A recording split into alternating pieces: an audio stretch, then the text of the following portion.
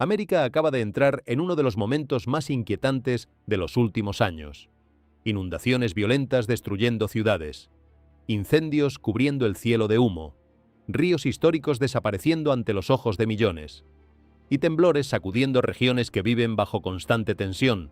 Pero lo que está alarmando a tantas personas no es un solo desastre, es la sensación de que todo está ocurriendo al mismo tiempo, como si diferentes señales estuvieran apareciendo sobre la nación de 1960 de manera rápida y continua. Y mientras los noticieros hablan de crisis climática y caos natural, cada vez más personas comienzan a hacerse una pregunta incómoda. ¿Y si esto es más que coincidencia? Porque la Biblia advertía sobre tiempos donde la tierra, los cielos y las naciones entrarían en angustia antes de grandes cambios. En este estudio vamos a analizar qué está ocurriendo realmente en Estados Unidos, por qué millones están hablando de señales y qué podría venir después. Quédate hasta el final, porque el patrón completo es mucho más inquietante de lo que parece. Si este estudio te interesa, dale like, suscríbete y deja una oración en los comentarios. California no despertó ante una tormenta ordinaria. Despertó ante el agua moviéndose como una fuerza que había roto cada uno de los límites que los seres humanos habían construido para contenerla. La lluvia martilleó los tejados con una intensidad que los residentes de décadas describieron como diferente a cualquier cosa que hubieran sentido antes. Las calles desaparecieron bajo corrientes marrones que avanzaban con una decisión que el agua rara vez muestra en condiciones normales. Y barrios enteros que habían permanecido en pie durante décadas, que habían sobrevivido tormentas anteriores con daños menores y una sensación general de que los sistemas de drenaje los protegerían, de repente comenzaron a parecerse a lechos de ríos que nunca debieron haber sido habitados. Los automóviles fueron levantados de las calles y arrastrados como objetos livianos que el agua eligió llevarse consigo.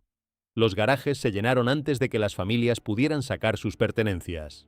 Las salas de estar se inundaron mientras los niños dormían en habitaciones del piso de arriba. Familias que en circunstancias normales habrían estado cenando o viendo televisión, se encontraron subiendo a pisos más altos, mirando desde las ventanas cómo el agua subía en los lugares donde sus hijos habían jugado solo horas antes, incapaces de hacer nada más que esperar a que dejara de subir. Desde el norte de California hasta Los Ángeles, desde San Diego hasta San José, desde Ventura y Santa Bárbara hasta Sacramento, el desastre no se sintió local, se sintió como un patrón que se extendía por todo el estado con una sistematicidad perturbadora. Una región tras otra fue engullida por el mismo sistema implacable, como si el agua hubiera elegido hacer un recorrido metódico a través de California, de norte a sur, dejando su marca en cada punto que tocaba. Las autopistas se convirtieron en canales, las intersecciones se convirtieron en rápidos. Los pasos inferiores se convirtieron en trampas donde los autos quedaban atrapados antes de que sus conductores pudieran entender lo que estaba pasando. En algunos lugares, los equipos de emergencia no pudieron moverse con la rapidez necesaria, porque las carreteras que necesitaban habían desaparecido bajo la inundación. Los rescatistas que intentaban llegar a familias atrapadas en techos o en pisos superiores se encontraron con la misma situación. Los caminos que conocían ya no estaban accesibles. El agua había tomado posesión de la infraestructura. Lo que aterrorizó a la gente no fue solo la profundidad del agua, fue la velocidad. Una calle que parecía transitable minutos antes se volvió imposible de cruzar antes de que cualquier decisión pudiera tomarse. Un barrio familiar se volvió irreconocible antes de que las familias pudieran entender qué estaba pasando. Los desagües pluviales fallaron. Las laderas empapadas más allá de su límite comenzaron a colapsar. El barro y los escombros se precipitaron colina abajo, cortando el acceso a hogares enteros y sepultando carreteras que conectaban comunidades. Los puentes se debilitaron. La electricidad parpadeó y desapareció en sectores amplios. Las sirenas resonaron por calles que ya no pertenecían a los coches, sino al agua. Los funcionarios señalaron las lluvias extremas, el suelo saturado, la infraestructura envejecida y los sistemas de control de inundaciones empujados más allá de su capacidad de diseño. Y tenían razón en nombrar esas causas. Pero esta tragedia expuso algo más profundo que los sistemas fallidos. La lluvia no creó cada debilidad que salió a la luz en esos días. Las reveló.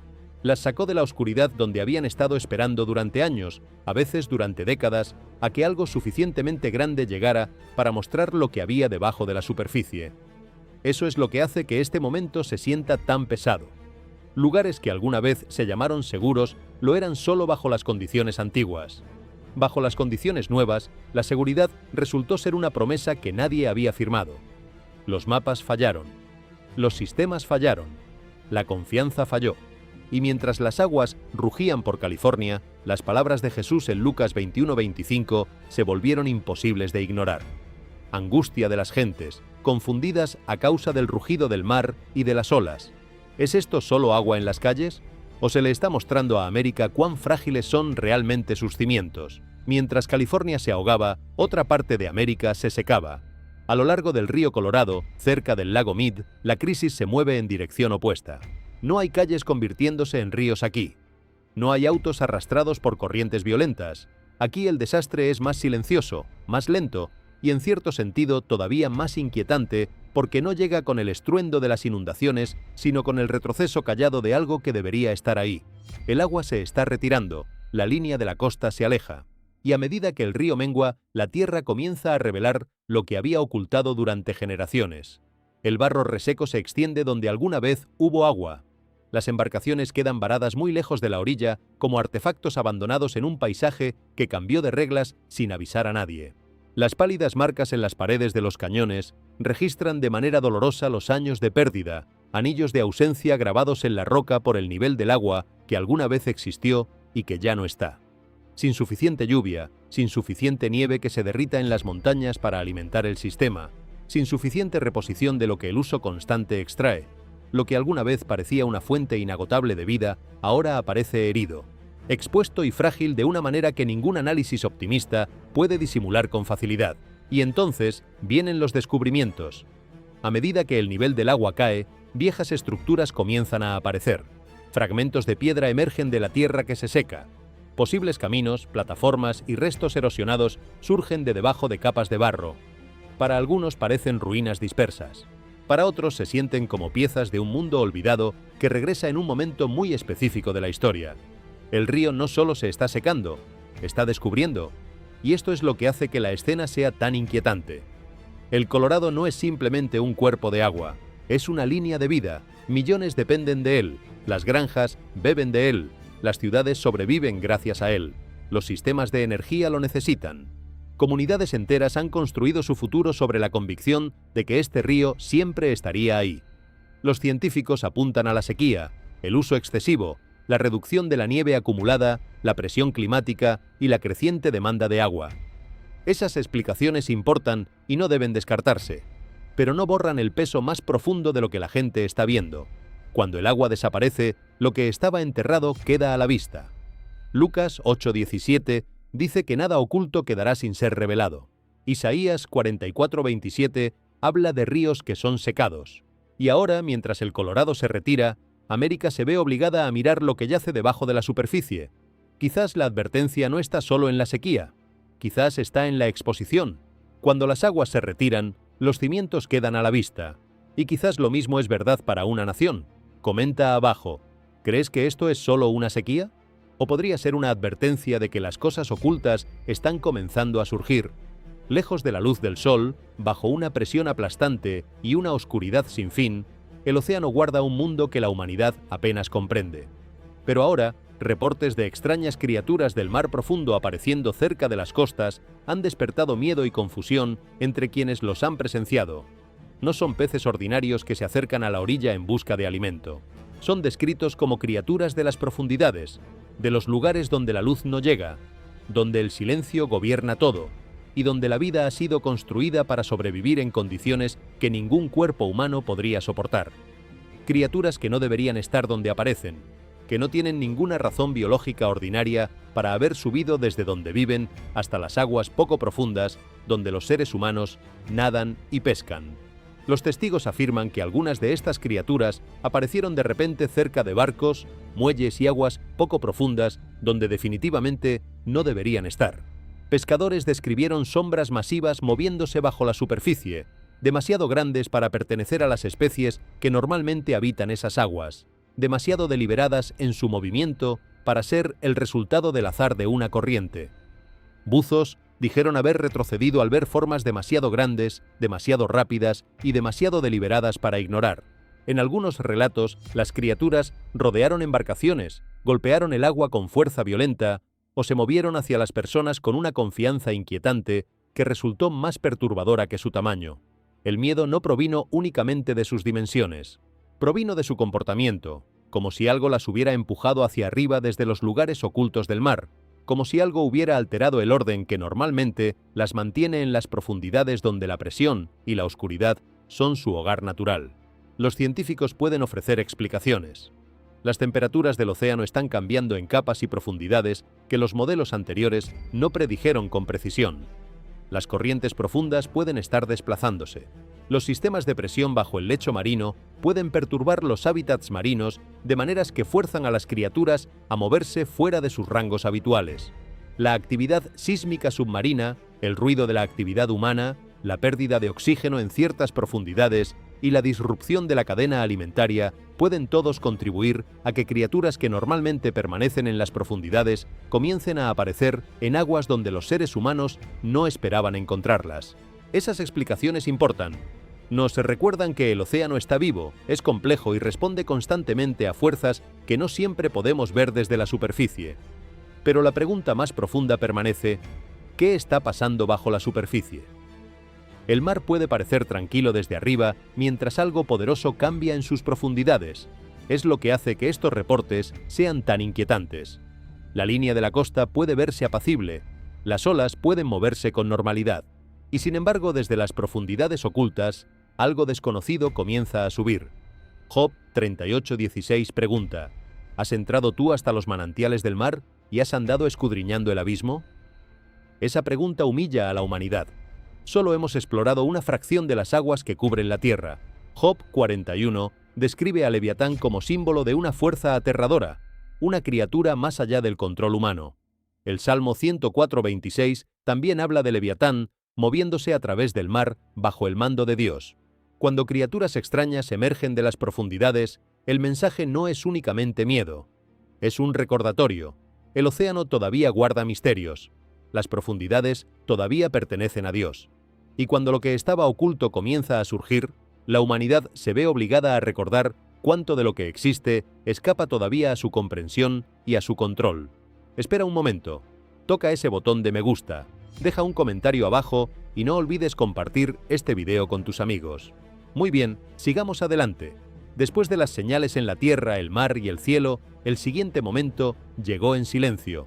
Dentro de una iglesia los fieles se habían reunido no por espectáculo, sino por oración. El mundo de afuera se sentía pesado. Las noticias de inundaciones, incendios, terremotos, cielos extraños y miedo creciente ya habían llenado la mente de las personas que entraron a ese edificio buscando algo diferente a lo que encontraban en las pantallas de sus teléfonos. Y sin embargo, dentro del santuario había quietud. Voces suaves oraban, algunos inclinaban la cabeza. Otros miraban hacia el altar, buscando paz en una temporada que se sentía cada vez más inestable, más acelerada, más difícil de nombrar sin usar palabras que sonaban desproporcionadas hace apenas un año. Entonces alguien notó la estatua de Jesús. Al principio fue solo un susurro, una voz que dijo algo a la persona de al lado sin saber del todo cómo formularlo. Alguien miró más de cerca, luego otro. Lentamente más ojos se volvieron hacia el mismo lugar.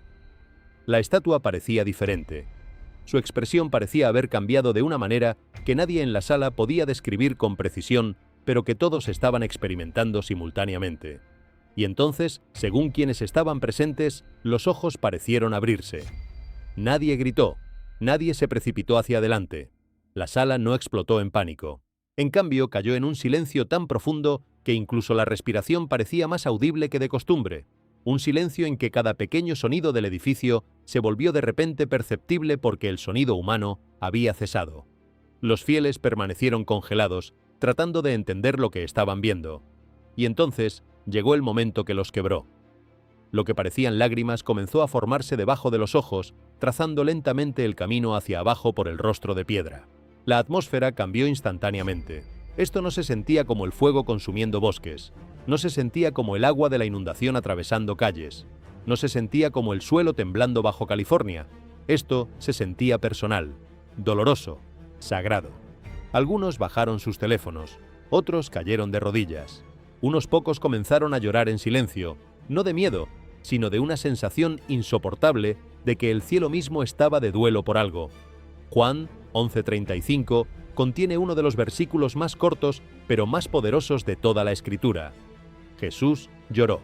Esas dos palabras revelan algo profundo sobre la naturaleza de quien las lanza. Cristo no está frío ante el sufrimiento humano. No permanece a distancia segura del dolor, de la muerte, del miedo y del quebranto. Entra en ellos, los ve, los siente. Lucas 19:41 muestra a Jesús llorando sobre Jerusalén porque el pueblo no reconocía las cosas que le traerían paz. Ese mismo dolor parece resonar en este momento: una nación dividida, familias con miedo, comunidades sacudidas, corazones que se enfrían, personas que buscan respuestas en todas partes, pero a menudo se niegan a volver al único que las llama de regreso.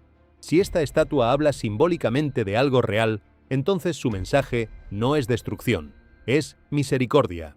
No es Dios alejándose de la humanidad, es Dios mostrando que todavía ve, que todavía siente, que todavía llama. Las lágrimas no son el fin de la esperanza. Son una invitación a regresar antes de que la advertencia se vuelva más fuerte. La transmisión debía ser rutinaria, un segmento normal, un estudio familiar, una voz tranquila entregando noticias a los espectadores en todo Los Ángeles.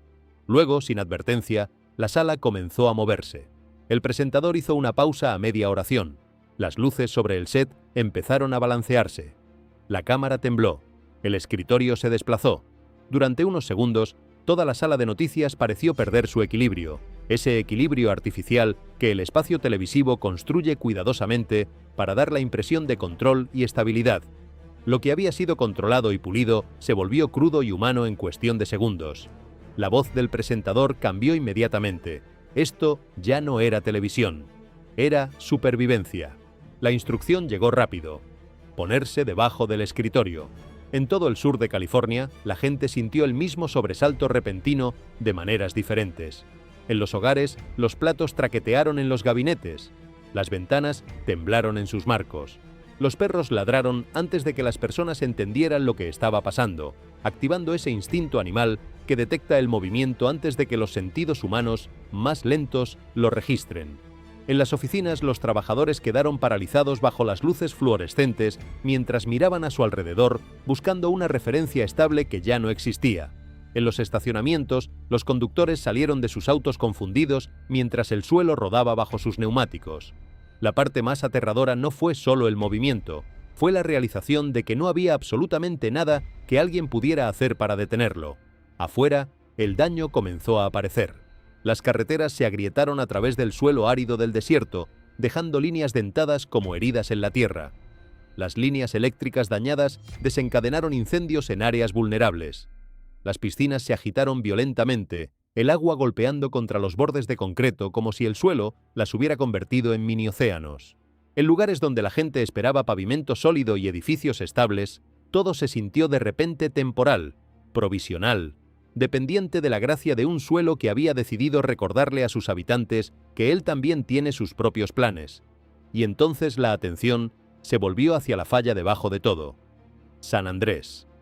Durante generaciones, los expertos han advertido que esta falla no es una teoría distante en los libros de texto. Es una amenaza viva que corre a través de California, capaz de sacudir una de las regiones más pobladas de América.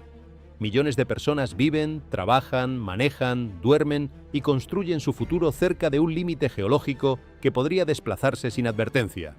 Por eso, cada terremoto fuerte se siente como algo más que un momento. Se siente como un ensayo general para algo mayor. Las Escrituras otorgan a los terremotos un lugar serio en el lenguaje de la advertencia. Mateo 24:7 dice: habrá pestes y hambres y terremotos en diferentes lugares. Lucas 21:11 habla de grandes terremotos, sucesos espantosos y grandes señales del cielo.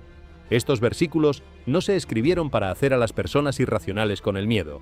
Se escribieron para despertar el alma, porque cuando el suelo se mueve, el orgullo desaparece rápidamente. La fuerza humana se siente más pequeña, los planes se sienten más frágiles. Los edificios, las carreteras, la tecnología, los horarios y la confianza pueden interrumpirse en segundos. El sur de California fue recordado de una verdad que la comodidad de los días normales hace fácil olvidar. La tierra bajo nuestros pies no está tan silenciosa como parece. Y cuando comienza a temblar, la pregunta más profunda no es solo qué falla se movió, sino si nuestras vidas están construidas sobre algo que no puede ser sacudido. Antes de continuar, por favor, danos un me gusta y suscríbete para apoyarnos. Cada contribución importa. Muchas gracias. Después de que la tierra tembló, la gente en Texas vio el cielo cambiar.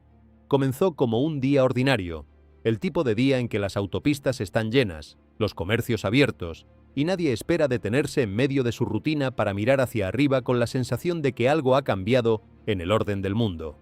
Pero entonces, algo apareció sobre el cielo de Texas.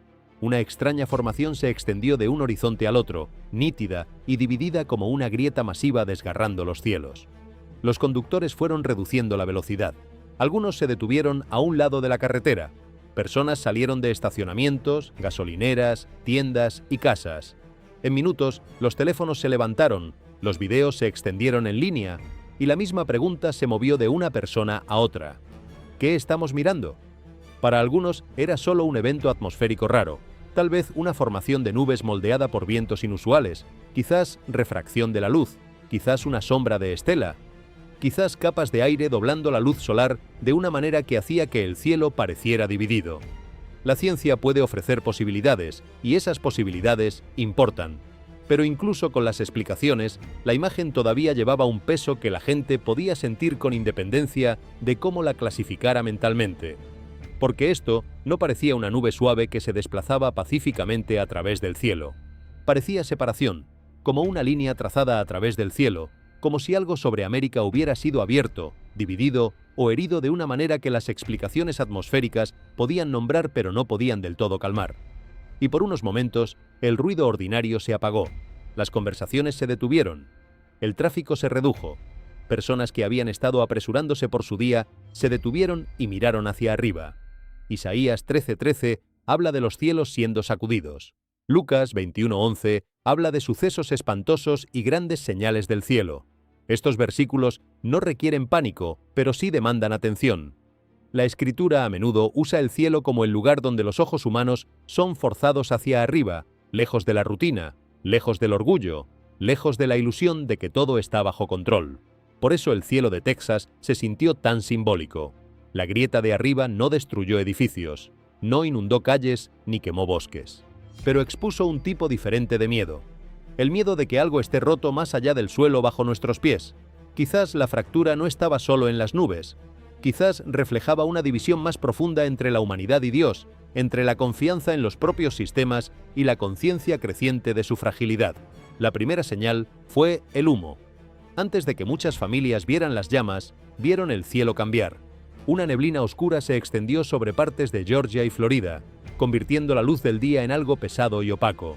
El aire se volvió espeso con un olor que lo precede todo, el olor a madera quemada que viaja más rápido que las llamas mismas y que llega a las comunidades antes de que cualquier sirena haya sonado. Las carreteras se volvieron más difíciles de ver.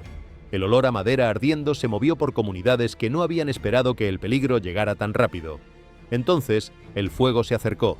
Los incendios forestales comenzaron a extenderse por bosques, caminos rurales, autopistas y vecindarios a una velocidad aterradora. La vegetación seca se convirtió en combustible con la eficiencia que solo la deshidratación extrema puede producir. Los vientos cambiantes empujaron las llamas en nuevas direcciones. Un momento el fuego parecía distante. Al siguiente, las órdenes de evacuación se movían por comunidades enteras. Las familias agarraron lo que podían cargar: documentos, medicamentos, mascotas, algunos recuerdos irreemplazables, y dejaron atrás hogares de los que no estaban seguros si volverían a ver alguna vez. Los equipos de bomberos se adentraron en condiciones peligrosas, combatiendo el calor, el humo, las ramas caídas, las carreteras bloqueadas y los vientos que cambiaban sin misericordia. Algunas carreteras se convirtieron en rutas de escape, otras en líneas de defensa. En ciertas áreas, el humo rodó tan intensamente por el paisaje que el mundo pareció reducirse a luz naranja, aire gris y sirenas en la distancia. Lo que hizo estos incendios tan perturbadores no fue solo su destrucción, sino su patrón. Diferentes lugares, diferentes condiciones, el mismo resultado: fuego elevándose, extendiéndose, consumiendo. Georgia arde, Florida arde, los bosques crepitan, las autopistas se cierran, las familias huyen, y América se ve obligada nuevamente a ver algo poderoso moverse más allá del control humano. Joel 2:3 dice: delante de él consumirá fuego, tras él abrasará llama. En la Escritura el fuego nunca es únicamente destrucción, puede ser una advertencia, puede purificar, puede exponer, puede revelar lo que es frágil y lo que puede perdurar. Ese es el peso más profundo de estos incendios. No simplemente queman árboles, queman la ilusión. Le recuerdan a una nación que la seguridad puede desvanecerse rápidamente, que el confort puede ser interrumpido, que el suelo seco se incendia más rápido de lo que la gente espera. Después de que el fuego oscureció la tierra, la luz comenzó a levantarse del mar. A lo largo de la costa del Pacífico, desde Oregón hacia el norte de California, los testigos reportaron una visión que parecía casi irreal. A medida que la noche se asentaba sobre la costa, las olas comenzaron a brillar con una intensa luz azul eléctrica. Cada rompiente de agua lanzaba destellos contra la arena. Cada ola rodante cargaba un brillo extraño como si el océano hubiera sido iluminado desde adentro. Al principio algunos pensaron que era una hermosa exhibición natural, pero entonces el brillo pareció volverse más fuerte, extenderse más amplio, persistir más tiempo que cualquier fenómeno natural de escala pequeña. No aparecía en pequeños parches dispersos. Se extendía por secciones amplias de la costa, moviéndose con un ritmo que los testigos describieron como un latido. El agua se iluminaba, se oscurecía y se iluminaba de nuevo, casi como si algo debajo de la superficie estuviera pulsando hacia arriba. Las personas se quedaron a lo largo de la orilla en silencio. Algunos lo grabaron en sus teléfonos. Otros simplemente miraron, incapaces de explicar por qué la escena se sentía al mismo tiempo hermosa e inquietante. El océano estaba tranquilo. No había tormenta violenta, no había relámpagos sobre el horizonte, no había gran viento impulsando las olas. Sin embargo, el agua brillaba como si las profundidades mismas hubieran despertado. Los científicos pueden ofrecer explicaciones. La bioluminiscencia es un fenómeno natural real. Los microorganismos marinos pueden producir luz cuando son perturbados por el movimiento. Las floraciones de plancton, los cambios en los nutrientes, las corrientes oceánicas y la fricción de las olas pueden crear agua brillante. Pero lo que hizo que este momento se sintiera diferente fue la escala, la intensidad, el momento y la forma en que la luz parecía moverse en patrones coordinados durante condiciones más frías.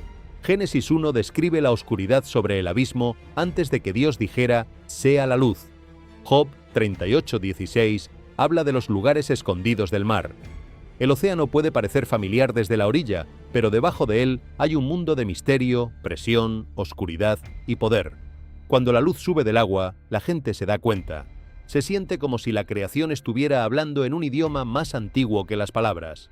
En Texas y los estados vecinos, otro tipo de advertencia se mueve por la tierra, no con agua de inundación, fuego o tierra temblorosa, sino sobre pezuñas.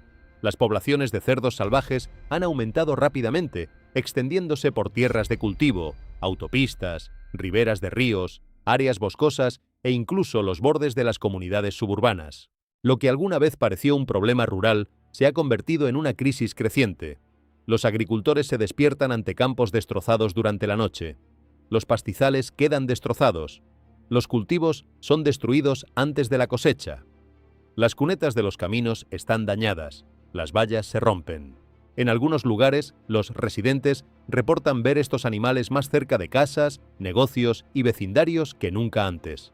Pero la parte más inquietante no es solo su número, sino su comportamiento. Los propietarios de tierras y los cazadores dicen que estos animales se están volviendo más difíciles de predecir y más difíciles de controlar.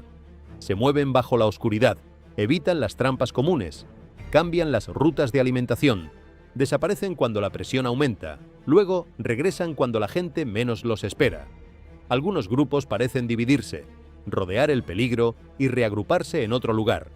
Lo que alguna vez parecía instinto simple, ahora aparece como algo más estratégico, más adaptativo y más difícil de manejar de manera sostenida. Los científicos señalan explicaciones claras. Los cerdos salvajes se reproducen rápidamente, pueden sobrevivir en muchos entornos, comen casi cualquier cosa. Tienen pocos depredadores naturales en muchas regiones. La expansión humana ha perturbado hábitats, empujado a los animales hacia nuevas áreas y creado condiciones donde las poblaciones invasoras pueden crecer más rápido de lo que los esfuerzos de control pueden detenerlas. Pero más allá de la ciencia, la imagen lleva una advertencia más profunda. La creación no es pasiva. Cuando se borran los límites, cuando se interrumpen los hábitats, cuando se ignora el equilibrio, algo eventualmente responde. Lo salvaje no desaparece simplemente porque los humanos construyan carreteras, vallas, ciudades y granjas. Se ajusta, se mueve, regresa. Levítico 26-22 habla de bestias salvajes que aumentan entre las personas, perturbando lo que alguna vez se sentía ordenado y seguro. En ese pasaje, el aumento de los animales salvajes no es solo una inconveniencia aleatoria. Es una señal de desorden, consecuencia y desequilibrio. La humanidad recibió mayordomía, no propiedad. La tierra nunca debió ser gobernada sin reverencia. Cuando las personas olvidan eso, la creación comienza a responder de maneras imposibles de ignorar. Entonces, ¿qué estamos realmente presenciando? Una tragedia, sí. Vidas trastornadas, familias sacudidas, comunidades obligadas a enfrentar el miedo, la pérdida y la incertidumbre. Pero cuando evento tras evento aparece por toda la tierra, la pregunta se vuelve más profunda. ¿Es esto solo una cadena de desastres? ¿O está comenzando a formarse un patrón ante nuestros ojos? La Biblia nunca dice a los creyentes que entren en pánico ante cada titular. Les dice que estén atentos, que oren y que disciernan los tiempos con humildad. Jesús advirtió que la creación mostraría señales. Pablo escribió que la creación gime. Hebreos nos recuerda que todo lo que puede ser sacudido lo será, para que lo que no puede ser sacudido permanezca. Ese es el mensaje que América necesita escuchar ahora. La advertencia no está solo en la tormenta, el fuego, el temblor o las extrañas señales arriba y abajo. La advertencia está en lo que estos momentos revelan. Los sistemas humanos son frágiles, el confort es temporal, el control es limitado. Una nación puede parecer fuerte en la superficie mientras sus cimientos ya están bajo presión. Pero este no es un mensaje de desesperanza. Es un llamado a regresar. Antes del juicio, Dios da misericordia. Antes del colapso, da advertencia. Antes de la oscuridad, da luz. Y antes de que las personas caigan demasiado lejos, las llama de vuelta. La mayor tragedia no sería ver las señales, la mayor tragedia sería ignorarlas. Esta noche, ora por América, ora por las familias afectadas. Ora por protección, sabiduría, arrepentimiento y avivamiento. Pídele a Dios que abra los corazones antes de que llegue la próxima advertencia más fuerte que la última. Si este mensaje te movió, tómate un momento para darle me gusta a este video. Deja una breve oración en los comentarios y suscríbete al canal. Tu comentario puede alentar a alguien más que está buscando esperanza. Porque en un mundo que sigue sacudiéndose, solo un fundamento permanece inamovible: Jesucristo. Aunque la visibilidad dentro de la cueva permanecía extremadamente limitada, antes de que el equipo pudiera acercarse más, sus equipos supuestamente comenzaron a fallar. Las cámaras de movimiento colocadas cerca de la cámara se apagaron segundos antes del avistamiento. Un dispositivo térmico se congeló completamente, mientras otro produjo imágenes distorsionadas cubiertas de interferencia estática. Las grabaciones de audio capturaron solo estática intensa mezclada con profundos sonidos de eco que se movían por el sistema de túneles como si algo los estuviera empujando hacia adelante. Luego comenzaron las pisadas. Los trabajadores describieron escuchar impactos lentos y pesados en algún lugar más profundo dentro de la cueva. Los sonidos resonaban a través de los corredores de piedra, uno a la vez, cada paso lo suficientemente fuerte como para que algunos miembros del equipo sintieran las vibraciones debajo de sus botas. El pánico se extendió casi de inmediato.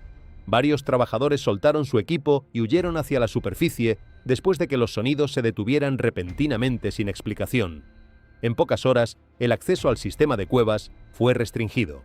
Se observaron vehículos de seguridad cerca de la zona de excavación y secciones alrededor de la entrada fueron bloqueadas para cualquier entrada civil posterior. No se publicó ninguna explicación oficial públicamente sobre el cierre repentino, alimentando aún más especulaciones en línea. A medida que los reportes se extendían, muchas personas comenzaron a conectar el avistamiento con antiguos pasajes bíblicos que involucran ángeles caídos y seres rebeldes aprisionados en la oscuridad. Un versículo repetidamente referenciado fue Judas 1:6, que describe a ángeles que no guardaron su dignidad, sino que abandonaron su propio hogar. Los ha guardado bajo oscuridad, en prisiones eternas para el juicio del gran día. Durante siglos, versículos como estos fueron vistos como simbólicos por muchos lectores. Pero ahora, con gritos aterradores supuestamente grabados bajo los túneles y testigos que describen una figura con cuernos escondida dentro de cuevas subterráneas, algunos están comenzando a preguntarse si estas antiguas advertencias describían algo mucho más literal de lo que nadie había imaginado. Y si algo verdaderamente se esconde debajo de esas cuevas, ¿por qué el área fue sellada tan rápidamente después del avistamiento? Regresemos al principio, porque hay algo en la magnitud de lo que le está ocurriendo a América que exige más que un recorrido rápido por los titulares. Exige detenerse en cada imagen, en cada momento, en cada lugar afectado y preguntarse con honestidad qué nos está diciendo todo esto en conjunto. Porque ninguno de estos eventos existe en el vacío. Cada uno de ellos toca a familias reales, a personas que tenían planes para el día siguiente que el desastre canceló sin consultar a nadie. Y cuando esas personas se sientan a hablar de lo que vivieron semanas o meses después, cuando el agua ya bajó, o el fuego ya se apagó, o el suelo dejó de moverse, lo que describen no es solo el evento físico. Describen lo que sintieron por dentro mientras todo ocurría. Y esa dimensión interior es la que ningún informe meteorológico captura.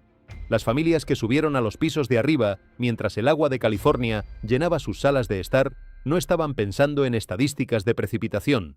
Estaban pensando en si sus hijos llegarían a salvo.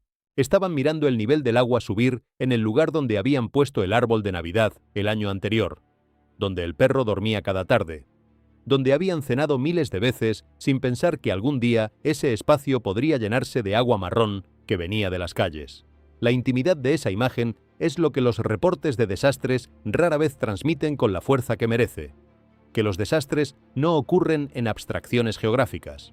Ocurren en los hogares, en los espacios que las personas construyeron con el trabajo de años y con la expectativa de que durarían. California tiene una historia larga con las inundaciones y sin embargo cada generación parece sorprenderse de nuevo cuando llegan. Quizás sea porque entre una inundación y la siguiente, la memoria del peligro se desvanece y la comodidad regresa, y la comodidad tiene una manera de convencer a las personas de que los sistemas que las protegen son más robustos de lo que realmente son. Las represas construidas hace 50 años para manejar las precipitaciones promedio de entonces no siempre pueden manejar las precipitaciones que producen las condiciones actuales. La infraestructura de drenaje diseñada para ciudades de una determinada densidad no siempre puede manejar lo que esas mismas ciudades producen décadas después cuando la densidad se multiplicó y los recursos para actualizar los sistemas no siguieron el mismo ritmo. Y entonces, cuando las lluvias vienen con la intensidad que vinieron en este episodio, todo lo que había estado funcionando dentro de sus límites originales llega al borde de esos límites al mismo tiempo. Los sistemas de control de inundaciones alcanzan su capacidad máxima. Los desagües se saturan. Las laderas que habían absorbido lluvias normales durante décadas se encuentran incapaces de absorber esta cantidad en este ritmo, y el agua busca el camino de menor resistencia, que frecuentemente resulta ser la calle, el garaje, la sala de estar, el sótano donde alguien guardó todos los álbumes de fotos familiares. El agua que se llevó los automóviles de las calles de California no era solo agua. Era la demostración más visceral posible de algo que la vida cotidiana tiende a oscurecer. Que los sistemas sobre los cuales construimos nuestra existencia cotidiana, los caminos, los puentes, los drenajes, las paredes de contención, son soluciones temporales a fuerzas permanentes. Que la naturaleza tolera esas soluciones durante las temporadas en que las fuerzas permanentes se expresan dentro de rangos predecibles. Y que cuando esas fuerzas se expresan fuera de esos rangos, las soluciones temporales revelan lo que siempre fueron, temporales. Jesús habló de esto en Mateo 7 con la parábola del constructor sabio y el constructor necio. Uno construyó sobre roca, el otro sobre arena. Cuando las lluvias cayeron, cuando las inundaciones subieron, cuando los vientos soplaron, la diferencia entre los dos no fue visible hasta que llegó la presión. La parábola no es solo sobre cimientos materiales, es sobre lo que colocamos en el centro de nuestra vida como punto de referencia inamovible cuando todo lo demás se mueve. Las casas de California que se inundaron esta semana no fueron construidas por personas negligentes o irresponsables en su mayoría. Fueron construidas por personas que confiaron en los sistemas disponibles. Pero los sistemas disponibles tenían supuestos que la naturaleza no estaba obligada a respetar. Esa brecha entre lo que los sistemas prometen y lo que la naturaleza produce es una de las advertencias más consistentes que los desastres entregan. no solo sobre ingeniería o infraestructura, sino sobre la posición espiritual de una nación que ha aprendido a confiar más en sus propias construcciones que en el fundamento sobre el cual esas construcciones descansan. El río Colorado que se encoge nos habla de una crisis completamente diferente, pero igualmente reveladora. Si las inundaciones de California hablan del exceso de lo que viene de afuera, el Colorado que mengua habla del agotamiento de lo que viene de adentro. Por décadas, el río dio. Las granjas tomaron. Las ciudades tomaron. Las plantas de energía tomaron. Los acuerdos entre estados tomaron. Y cada año el río daba un poco menos que el año anterior, porque el ciclo natural que lo abastecía comenzó a funcionar de manera diferente, mientras la demanda siguió aumentando como si nada hubiera cambiado. El resultado es ese anillo pálido en las paredes del cañón del lago Mead, que registra la historia del descenso como un árbol registra sus años de crecimiento o de sequía. Esa marca que dice silenciosamente, aquí estaba el agua, aquí ya no está. Y lo que emerge del fondo del lago mientras el agua se retira es quizás la imagen más simbólicamente potente de toda esta conversación. Los viejos objetos que el lago cubrió cuando fue llenado hace décadas están volviendo a la superficie. Estructuras, restos, fragmentos de lo que existía antes de que el agua llegara. La creación tiene una manera de devolver lo que el progreso humano pensó que había enterrado para siempre. Y cuando esas cosas emergen, no lo hacen de manera aleatoria. Lo hacen en el momento en que el agua que las ocultaba ya no puede sostener su propio nivel. En el momento en que lo que había mantenido tapado durante generaciones ya no tiene suficiente sustancia para seguir haciéndolo. Lucas 8:17, que promete que nada oculto quedará sin ser revelado, no es solo un versículo de confort personal sobre secretos individuales. Es una afirmación sobre la naturaleza de la realidad misma. Lo oculto, tarde o temprano, encuentra su camino hacia la superficie. Los problemas que se ignoraron durante demasiado tiempo, las advertencias que se desestimaron porque atenderlas habría sido costoso o políticamente incómodo, las deudas acumuladas, físicas y espirituales, de decisiones que privilegiaron el corto plazo sobre el largo. El río que se seca no es solo un problema de gestión del agua, es la manifestación visible de una tendencia de largo plazo que nadie quiso nombrar con la claridad necesaria mientras todavía había tiempo de cambiar el curso. Las criaturas del mar profundo que aparecieron cerca de las costas añaden a este cuadro una dimensión que es particularmente difícil de ignorar para quienes conocen los textos bíblicos sobre el océano y sus profundidades. El océano en la Biblia no es simplemente una masa de agua. Es uno de los símbolos más consistentes del misterio impenetrable, de lo que existe más allá del alcance de la comprensión y el control humanos. Job, en su conversación con Dios sobre la naturaleza del poder y el conocimiento, es confrontado con el océano como evidencia de todo lo que escapa a la comprensión humana. ¿Dónde estabas tú cuando puse los fundamentos de la tierra? ¿Quién encerró el mar con puertas cuando se derramaba saliéndose de su seno? El océano es el símbolo de lo que Dios hizo y que el ser humano nunca terminará de cartografiar. Cuando criaturas de las profundidades del océano aparecen en aguas poco profundas, cuando la frontera entre lo que vive en la oscuridad total y lo que existe en la zona iluminada, donde los seres humanos nadan y pescan y pasan el tiempo libre, comienza a difuminarse. La reacción instintiva de muchas personas no es puramente científica, es la reacción ante algo que se ha transgredido, ante un límite que no debería haberse movido de la manera en que se movió. Esa reacción instintiva no es necesariamente irracional, es la respuesta de una conciencia que reconoce, aunque no siempre de manera articulada, que los límites del mundo natural no son arbitrarios, que existen por razones que van más allá de la comodidad humana y que cuando se alteran, esa alteración tiene consecuencias que van más allá de lo que los modelos biológicos pueden predecir completamente. La estatua que lloró dentro de la iglesia representa en este contexto más amplio el momento en que la dimensión espiritual de todos estos eventos se hace visible de manera directa e imposible de desviar hacia ninguna otra categoría. Todos los otros eventos tienen explicaciones naturales. Las inundaciones tienen causas meteorológicas. El río tiene causas hidrológicas y de gestión. Las criaturas del mar tienen causas biológicas y oceanográficas. El terremoto tiene causas geológicas. Los incendios tienen causas relacionadas con la sequía y el viento. En cada caso, la ciencia puede construir una narrativa coherente que describe el mecanismo sin necesidad de referirse a nada que esté más allá de los procesos naturales conocidos. Pero la estatua que llora no tiene ese tipo de narrativa disponible con la misma facilidad. pertenece a una categoría diferente, y eso es precisamente lo que hace que su aparición en medio de todos los otros eventos sea especialmente significativa para quienes la toman en serio. No porque invalide las explicaciones naturales de los otros eventos, sino porque añade una dimensión que esas explicaciones no alcanzan. La dimensión de la presencia divina activa en el mundo, no como un principio abstracto, sino como algo que se expresa de maneras concretas y visibles en momentos que lo requieren. El llanto de Jesús sobre Jerusalén que Lucas 19:41 describe fue el llanto de alguien que veía el futuro de algo que amaba y que sabía que ese futuro incluía una destrucción que podría haberse evitado si el pueblo hubiera reconocido el momento de su visita. El mismo dolor que resonó en ese momento sobre Jerusalén puede resonar ahora sobre América. No porque la situación sea idéntica en todos sus detalles, sino porque la estructura del lamento es la misma. Alguien que puede ver lo que viene, que ha advertido lo que viene, que sigue llamando a los que tienen tiempo de responder, y que llora no por incapacidad, sino por la agonía de ver a los que ama eligiendo el camino más difícil cuando el camino más suave todavía está disponible. El terremoto en el sur de California que hizo temblar el set de noticias en vivo tiene una dimensión que va más allá del impacto físico en edificios y carreteras. Tiene la dimensión del símbolo involuntario. La transmisión de noticias, ese espacio diseñado para producir la ilusión de control sobre la narrativa de los eventos, fue interrumpida por uno de los eventos sobre los cuales nadie tiene control.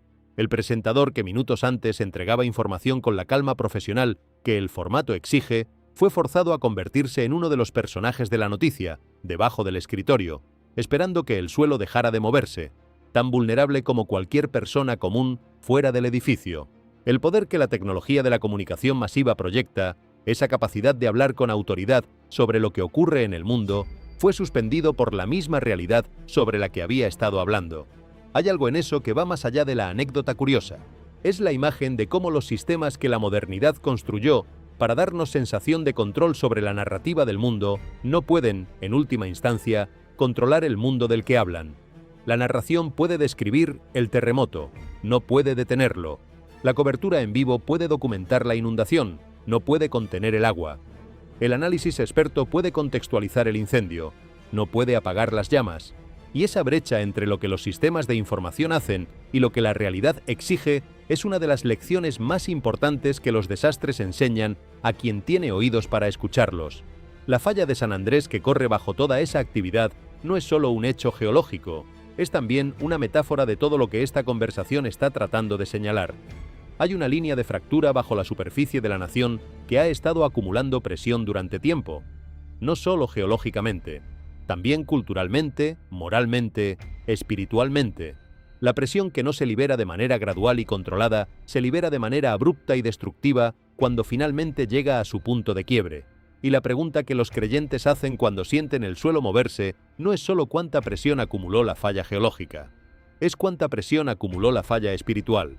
Y si el suelo bajo nuestros pies está temblando, ¿qué nos dice eso sobre el estado del suelo espiritual sobre el que la nación descansa?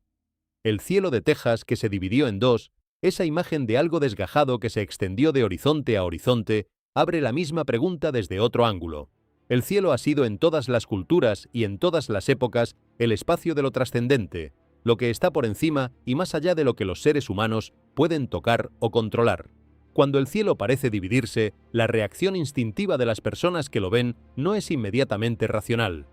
Antes de que la mente busque la explicación meteorológica, el corazón siente que algo sobre lo que debería ser uno se ha partido. Esa sensación tiene raíces más profundas que cualquier explicación atmosférica puede alcanzar. Isaías 13:13, que habla de los cielos siendo sacudidos, no describe un evento puramente físico. Describe el momento en que el orden que el ser humano percibe como estable y permanente se ve alterado de una manera que lo obliga a recordar que ese orden no es la condición natural de la realidad, sino el resultado de una estabilidad que puede ser retirada. Los cielos que se sacuden son el recordatorio de que todo lo que parece permanente desde la perspectiva humana depende de algo que la perspectiva humana no puede controlar.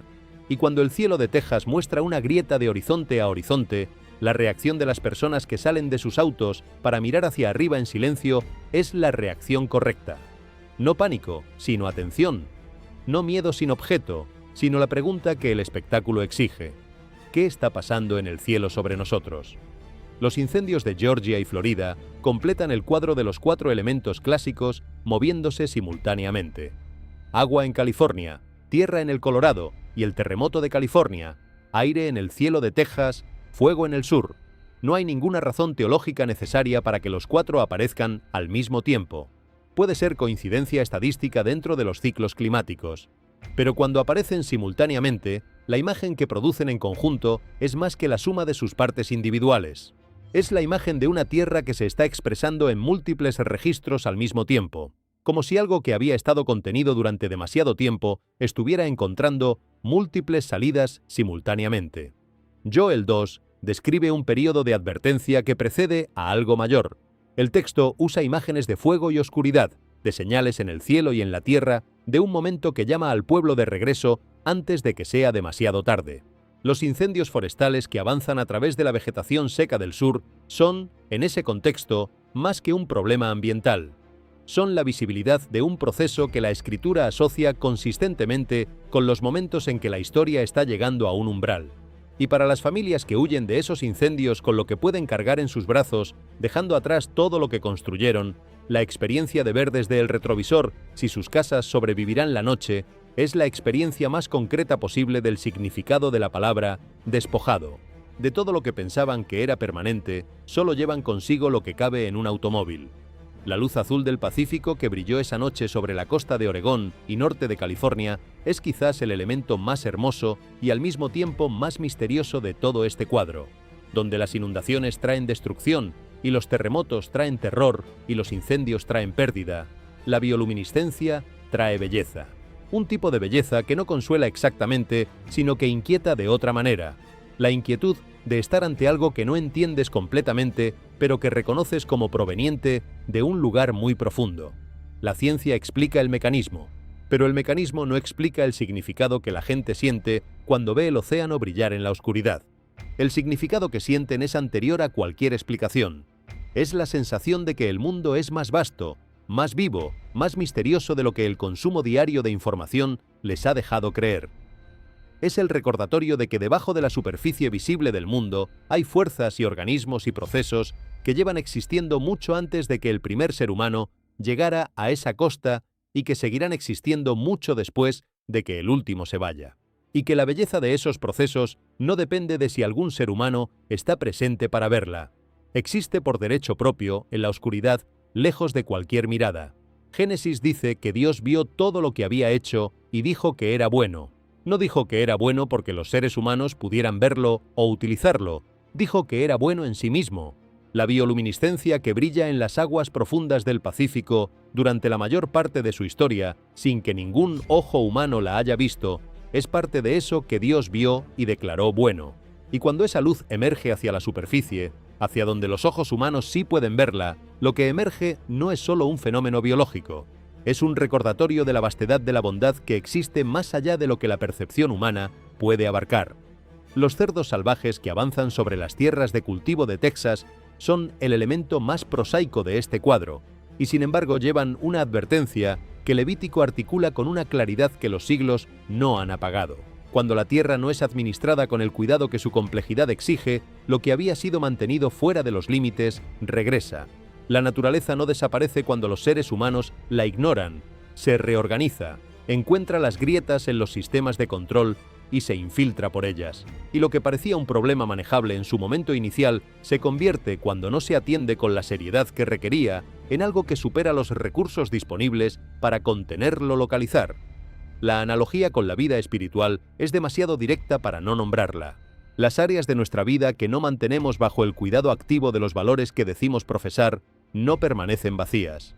Son ocupadas por lo que la naturaleza humana produce en ausencia de cultivo deliberado. Los hábitos que reemplazan a los que se abandonan. Los miedos que llenan el espacio que dejó la fe no ejercida. Las prioridades que se instalan donde las prioridades correctas no fueron mantenidas con la constancia necesaria. La vida espiritual, como la tierra de cultivo, requiere atención continua, y cuando esa atención se retira, lo que regresa para ocupar el espacio no llega anunciándose. Llega de noche bajo la cobertura de la oscuridad, cuando menos se espera. Todo esto nos lleva a la pregunta que estos eventos no pueden responder por sí solos, pero que exigen que se formule: ¿qué hace una nación con un momento como este? No una persona individual, no una congregación particular, sino una nación entera que está siendo sacudida en múltiples frentes al mismo tiempo, que está viendo sus costas inundarse, y sus ríos secarse, y sus suelos agrietarse, y sus cielos dividirse, y sus bosques arder. Todo en el espacio de un período que los historiadores del futuro, si este relato se recuerda, podrían describir como excepcional en su concentración de señales simultáneas. La Biblia tiene precedentes para este tipo de acumulación. El libro de Éxodo describe un período en que las plagas llegaron una tras otra sobre Egipto, cada una dándole al faraón la oportunidad de responder antes de que llegara la siguiente. Cada plaga era en sí misma una calamidad, pero la estructura de su acumulación era la que comunicaba el mensaje que ninguna plaga individual podría haber comunicado con la misma claridad: que había un poder mayor que el del faraón actuando en el mundo, y que ese poder estaba dando oportunidades de respuesta antes de escalar hacia consecuencias más graves. El faraón eligió no responder de manera sostenida, y la historia de Éxodo es, entre otras cosas, la historia de lo que ocurre cuando un líder continúa eligiendo el camino que endurece el corazón en lugar del camino que lo abre. América no es Egipto. El presidente no es el faraón. Las inundaciones de California no son la plaga de las ranas. Las analogías directas entre los relatos bíblicos y los eventos contemporáneos siempre tienen sus límites, y la fe madura exige reconocer esos límites con honestidad intelectual. Pero la estructura de la advertencia que el libro de Éxodo articula, la paciencia divina que da señal tras señal antes de permitir las consecuencias más severas, sí tiene relevancia para cualquier nación en cualquier época. La paciencia divina no es indefinida, pero tampoco es inmediatamente punitiva, y hay un período, un espacio de gracia en que las señales preceden a algo mayor, y ese espacio es precisamente el momento en que la respuesta todavía puede cambiar lo que viene. La pregunta de si América está en ese espacio ahora mismo, si estas señales son la advertencia que precede a algo que todavía puede evitarse o mitigarse mediante la respuesta correcta, es una pregunta que ningún analista puede responder con certeza. Pero los creyentes que toman en serio la consistencia del patrón bíblico y que ven lo que está ocurriendo en los distintos frentes del país, no pueden ignorarla simplemente porque no tenga respuesta definitiva. La ausencia de certeza no es razón para la inacción cuando lo que está en juego puede ser tan significativo. Lo que la Escritura sí afirma con consistencia es que la respuesta correcta ante este tipo de acumulación de señales no es el pánico ni la pasividad, es el arrepentimiento. No el arrepentimiento entendido como un acto de autoflagelación o de desesperación colectiva, sino el arrepentimiento en su sentido más preciso, un cambio de dirección. Una decisión de que el camino que se venía recorriendo no es el que se quiere seguir recorriendo. Una elección de orientar la vida, ya sea individual o colectiva, hacia algo diferente de lo que la había orientado hasta ese momento. Segunda Crónicas 7:14 articula esto con una claridad que hace que su aplicación a cualquier momento de crisis nacional resulte difícil de ignorar. Si se humillare mi pueblo, sobre el cual mi nombre es invocado, y oraren, y buscaren mi rostro, y se convirtieren de sus malos caminos, entonces yo oiré desde los cielos y perdonaré sus pecados, y sanaré su tierra. La promesa no está condicionada a la ausencia de pecado en el pasado, está condicionada a la respuesta en el presente. La tierra que necesita sanación puede recibirla si las personas que la habitan eligen las condiciones que la promesa establece: humildad, oración, búsqueda de Dios y conversión de los malos caminos. Esa promesa no es un cheque en blanco ni una fórmula mágica. Es la descripción de una relación entre un Dios que puede sanar y un pueblo que necesita ser sanado, y de las condiciones que esa relación requiere para que la sanación se produzca. Y lo que hace que la promesa resulte tan relevante en este momento es que todavía está disponible. Las inundaciones no la cancelaron. El río que mengua no la invalidó. El terremoto no la destruyó. Las señales que llenan los titulares son señales de que la necesidad de sanación es urgente, pero no son señales de que la promesa ya no está vigente. Para las personas de fe que viven en las regiones afectadas por estos desastres, esa promesa no es un concepto teológico abstracto. Es la diferencia entre el miedo que paraliza y la esperanza que moviliza. Las familias que están limpiando el barro de sus casas después de las inundaciones de California no necesitan solo asistencia material, aunque esa asistencia es urgentemente necesaria. necesitan también un marco dentro del cual la experiencia de perder lo que construyeron con años de trabajo tenga un sentido que vaya más allá de la mala suerte climática. La fe que dice que Dios no se ha ido, que todavía escucha, que lo que se perdió puede ser restaurado y que lo que está ocurriendo tiene una dimensión más grande que la puramente física, es, para muchas de esas personas, lo único que les permite levantarse al día siguiente y comenzar a limpiar. Las comunidades de fe que han respondido a estos desastres con organización concreta, con voluntarios que llegan antes de que ninguna agencia federal haya procesado los formularios de ayuda, con redes de apoyo que se activan de manera inmediata cuando la necesidad surge, están viviendo la dimensión más práctica de lo que significa tomar en serio los momentos de crisis. No como espectadores que observan desde la distancia y debaten sobre el significado teológico de los eventos, sino como personas que llevan a sus vecinos comida y agua y herramientas y presencia, que se quedan hasta que el trabajo está hecho y que regresan al día siguiente cuando todavía queda trabajo por hacer. Esa respuesta concreta y práctica es la que las advertencias proféticas están diseñadas para producir. No terror, no especulación, no debates interminables sobre cuál señal profética específica corresponde a cuál versículo específico, sino amor que se expresa en acciones concretas hacia las personas concretas que están sufriendo de maneras concretas a nuestro alrededor. La fe que no produce esa clase de respuesta ante el sufrimiento visible de otros es la fe que el libro de Santiago llama muerta. La fe viva produce obras, y las obras que este momento demanda no son complicadas. Están en el vecino que necesita ayuda para limpiar, en la familia que no sabe cómo empezar de nuevo, en la persona que está mirando lo que quedó de su casa y que necesita que alguien se siente a su lado antes de que pueda pensar en el siguiente paso. La cueva sellada con sus sonidos inexplicables y sus equipos que fallan y su figura descrita con cuernos no encaja fácilmente en las categorías de ninguno de los otros eventos que hemos explorado. Es el elemento más perturbador de todo el cuadro precisamente porque no tiene explicación científica posible que lo contenga de manera confortable. Los otros eventos tienen sus mecanismos naturales, sus cadenas causales, sus expertos que pueden describir por qué ocurrió lo que ocurrió usando el lenguaje de las disciplinas que estudian la tierra y el agua y el fuego y la biología. La cueva no. Y quizás eso es exactamente el punto.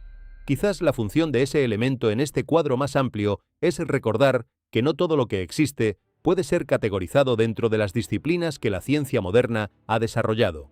Judas 1:6 habla de algo que está siendo guardado, retenido, detenido en la oscuridad hasta el momento del juicio. No como una nota al pie en la lista de cosas que la Biblia menciona y que podemos archivar en la categoría de lo simbólico, sino como una afirmación sobre la naturaleza de la realidad que se extiende más allá de lo que los instrumentos de medición pueden capturar. ¿Qué se esconde en las profundidades de esa cueva?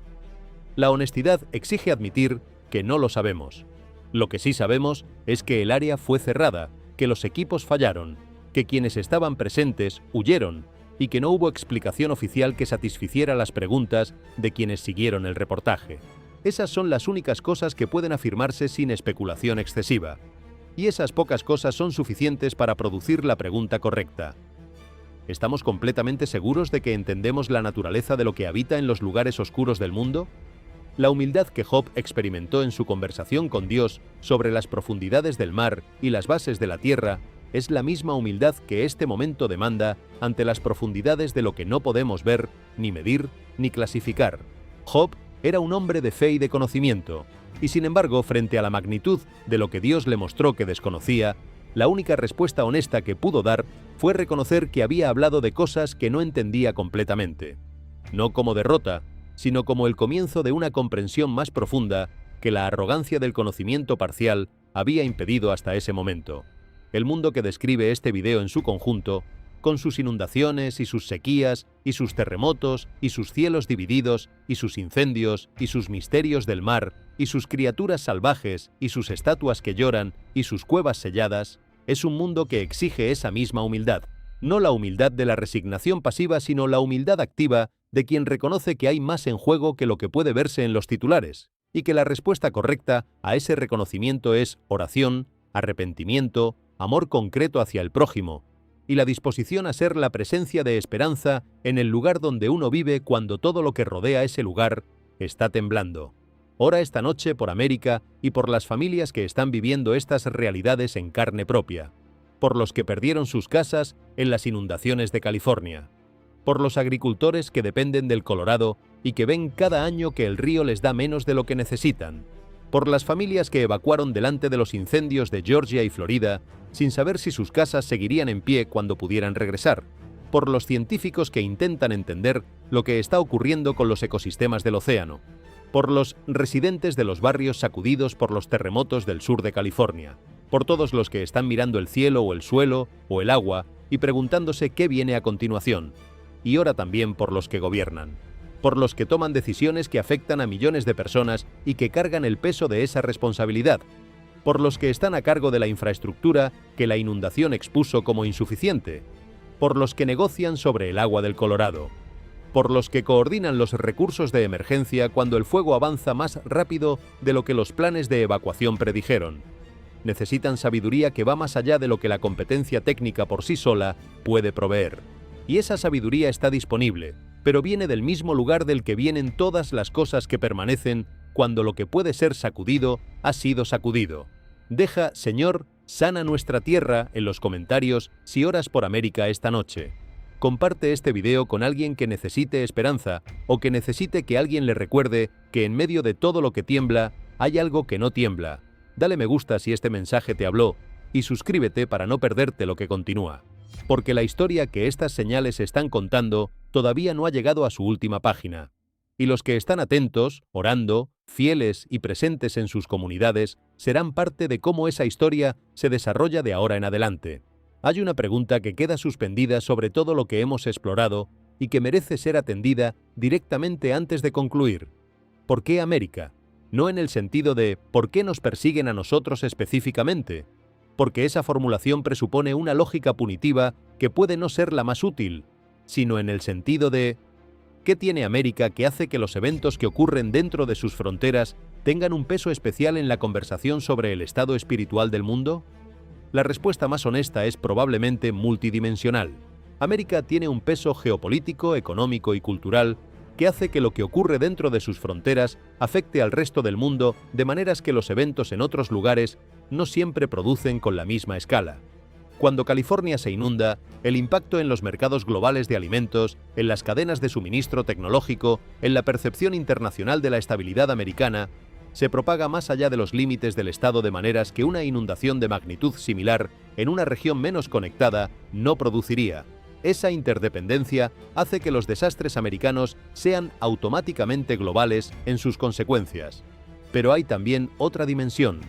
América fue fundada con una autopercepción espiritual específica que sus fundadores articularon de maneras que todavía definen cómo la nación se entiende a sí misma y cómo el mundo la interpreta. La ciudad sobre una colina de John Winthrop, la nación bajo Dios de la Declaración, el sentido de llamamiento especial que ha informado la política exterior y la identidad nacional desde sus orígenes. Todo eso crea un contexto en que los desastres que sacuden a América se interpretan de manera diferente a como se interpretarían si ocurrieran en una nación sin esa narrativa fundacional. Cuando una nación que reclama un llamamiento especial de Dios es sacudida en múltiples frentes simultáneamente, la pregunta de si esa sacudida tiene una dimensión espiritual resulta más difícil de evitar que si la misma sacudida ocurriera en una nación que nunca reclamó ese tipo de relación. Esta observación no es una acusación. Es el reconocimiento de que los estándares que uno adopta voluntariamente como parte de su identidad son los estándares por los cuales uno es evaluado. Si una nación se define a sí misma como nación bajo Dios, entonces los momentos en que esa nación parece alejarse de lo que ese descriptor implica tienen una significación espiritual que la propia nación generó al adoptar ese descriptor. No puede reclamar el mantra y eludir las implicaciones cuando los tiempos se ponen difíciles. Las inundaciones de California no discriminaron entre los que creían en esa narrativa fundacional y los que no. El agua cubrió las casas de los devotos y de los agnósticos con la misma indiferencia frente a las afiliaciones religiosas de sus propietarios. Eso tampoco es una afirmación teológica sobre la relación entre fe y protección material. Es simplemente la realidad del funcionamiento de los desastres en el mundo físico. Lo que la fe afirma no es que los creyentes sean protegidos de manera automática de todas las consecuencias de los eventos naturales, sino que dentro de esas consecuencias, dentro de la experiencia de la pérdida y el miedo y la incertidumbre, hay un acceso a algo que los que no tienen fe no tienen, a una presencia que acompaña, a una promesa que sostiene, a una esperanza que no depende de las circunstancias porque su objeto trasciende las circunstancias. Las personas de fe que perdieron sus casas en las inundaciones de California y que eligieron ver esa pérdida dentro del marco de la confianza en la soberanía de Dios, no perdieron menos que sus vecinos sin fe. Perdieron exactamente lo mismo. Pero lo que hicieron con esa pérdida, lo que lograron mantener en su interior mientras el agua llenaba sus salas de estar, fue diferente. No porque fueran más fuertes o más resistentes en el sentido psicológico del término, sino porque tenían acceso a un recurso que no depende del estado de la atmósfera, del nivel del río, de la solidez del suelo o de la temperatura del viento. Filipenses 4:11 dice: «He aprendido a contentarme en cualquier estado en que me halle». Pablo lo escribió desde la cárcel, no desde un retiro espiritual en un entorno cómodo.